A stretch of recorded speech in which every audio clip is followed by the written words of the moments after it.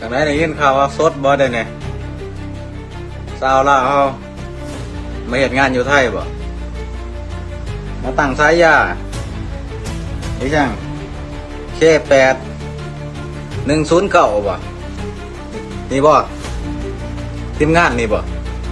ได้ยินข่าวว่าสดบ่ไปจะได้สู้ไปขึ้นสะพานอยู่ใส่สู้บ่ย่านใต้บ่ฮะกลัวมึงนั่นบ่ย่านใต้บอกคือหมากเสือกเหลืองของคนอื่นแท้บักคุ้ยเอ้ยมึงเป็นบ้าอีหยังเดียวนี่ฮะมึงอยู่ดีๆกินข้าวแล้วก็นอนกูว่านะมึงบ่ต้องเสือกเรื่องของคนอื่นมึงเข้าใจบ่มึงสิไปเสือกเรื่องของเขาเห็นหยังขอต่อ3ต่อ4โอ้ยบักขี้โมใหญ่เอ้ยมึงลงมาไทยพี่คือมึงเก่งจริงมึงลงมาโลดกูรอถามึงเสมอกูยินดีต้อนรับมึงนะมึงมากูถามึงอยู่มึงอยากขี้โมหลายมึงอยากกลางแต่อยู่บ้านคนจริงเขาบ่เว้าหลายมิ้นขี้ฟันมึงหั่นบักคุ้ยเอ้ยมึงบ้าเสือกเรื่องของคนอื่นเนาะมึงนี่